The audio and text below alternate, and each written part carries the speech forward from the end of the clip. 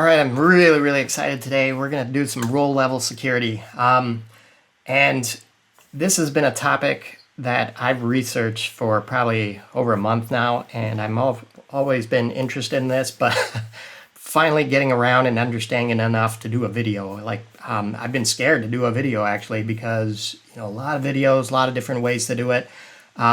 So I think I'm going to do an incremental series of videos and step by step so that you can go through the same journey. Just I've been through the pain of trying to set it up, and now I'm going to try to walk through it in the easiest way possible and take you through steps, right? So the first thing is so role level security. What is it? It's essentially, for me, it's a lot of people get to a point with Power BI where they're like, well, there's data that this department should have access to, but another department shouldn't have access to. So how do I show only certain sets of data to people?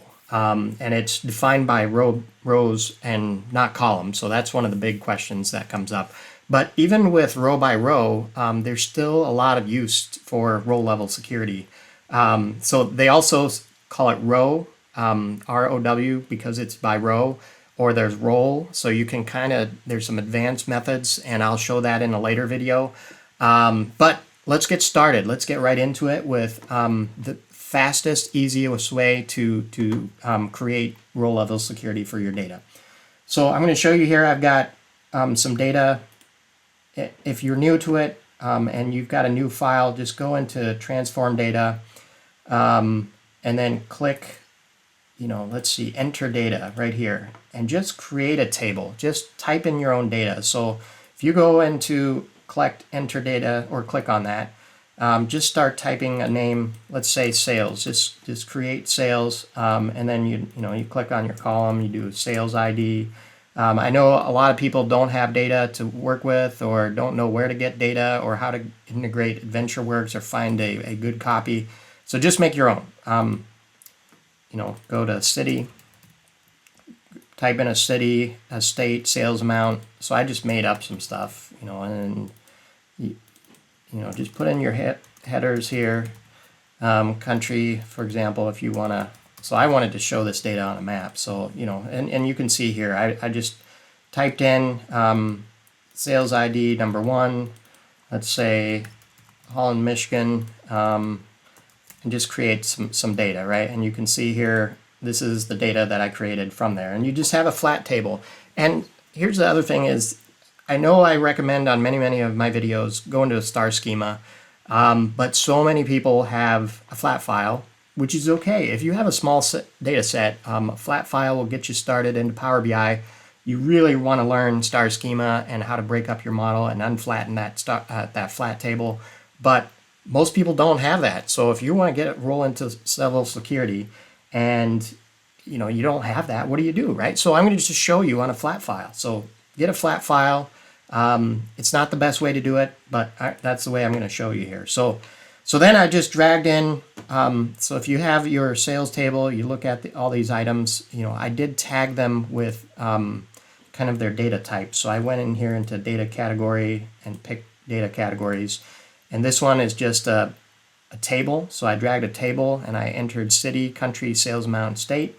And then just to the left of here, you can see I clicked a map, and I just wanted to see sales amount and city, right? And then the next thing I did was you want to define who can, the different roles, right? So if you go into modeling up here and you say manage roles, I opened this up and I got super confused. I was like, what is all this stuff? So roles you create, and you say, I want a new state or a new type of role. So let's say, you added some data in, let's say, Florida. So I'm going to make a role for Florida. I'm going to go into my flat file, and I'm going to create a new rule, add filter.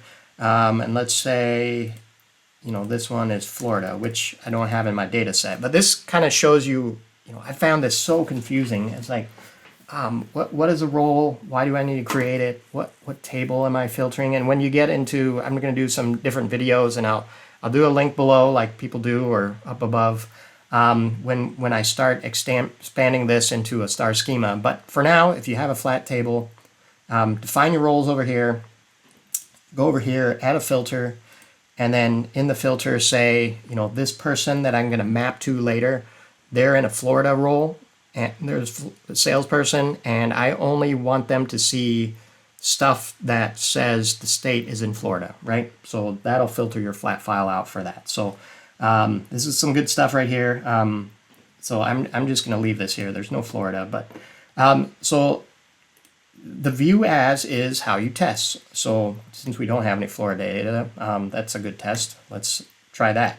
So if you have somebody logging in from Florida, they're going to see this. And if they're going to be somebody from, let's say, Michigan, you should hear, okay, you got just the two data points.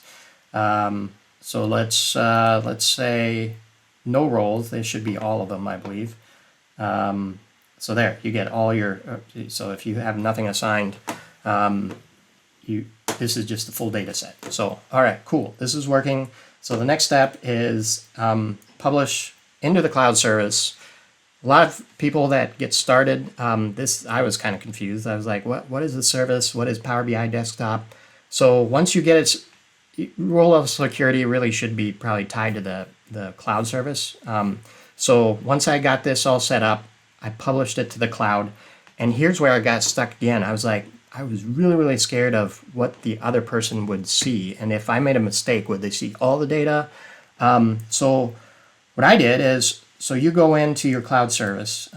Let's see if we got it open right here. So you see here, I went into my workspace. So I published into a workspace called RLS test.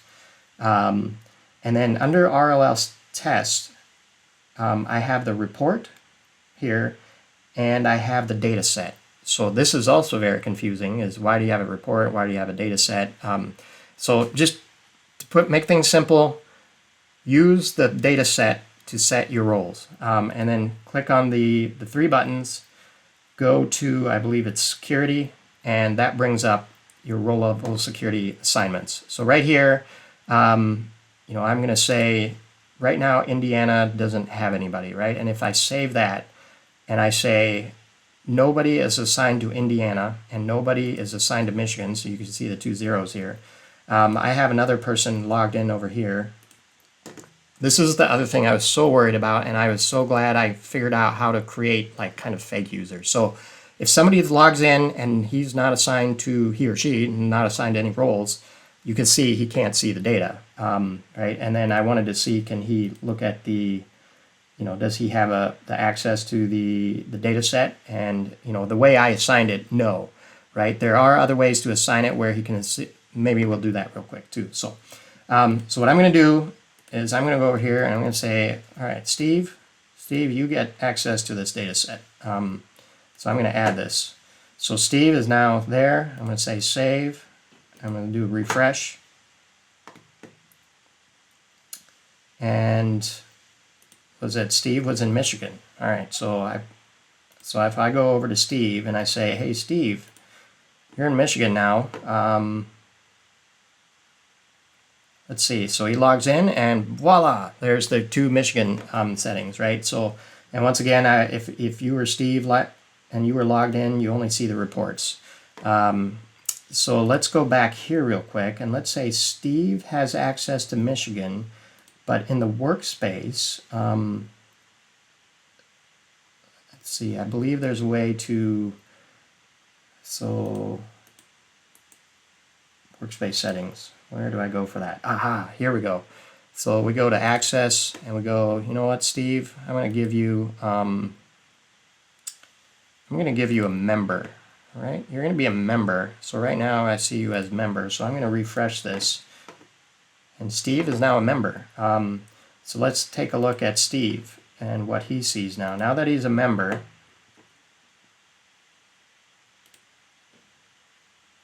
so you can see here he sees the data set now. So I believe if you go into data set, yeah, so see, here's the issue is if you have role of security and you set them up as with a data set access, they can, Steve can go in now and look at all the data. So you got to be kind of careful about this, and that's why I recommend,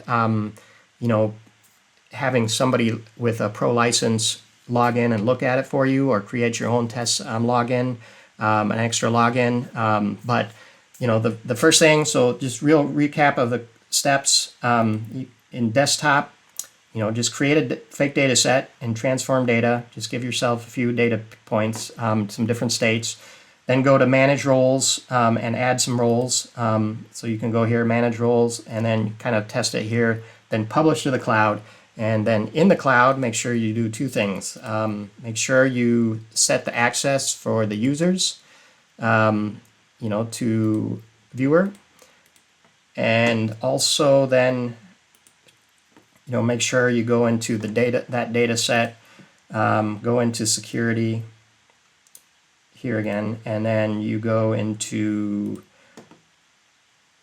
so each role that you've defined, and add the email addresses, right? So if you enjoy this, make sure to subscribe. I'm close to getting to 100 subscribers to my channel. I'm surveying people on LinkedIn now, so if you follow me on LinkedIn, I'm surveying for more content. This came as one of the higher ones, and then I'll probably do a series of these to do more advanced role level security. And then I'm also going to do some composite model stuff. That's really interesting, getting some votes online. So, you know, join me on LinkedIn, and follow me on LinkedIn, and also on YouTube, and subscribe down below so that you can see, you know, future videos about role level security. I can't talk today, and composite models. Thanks, bye.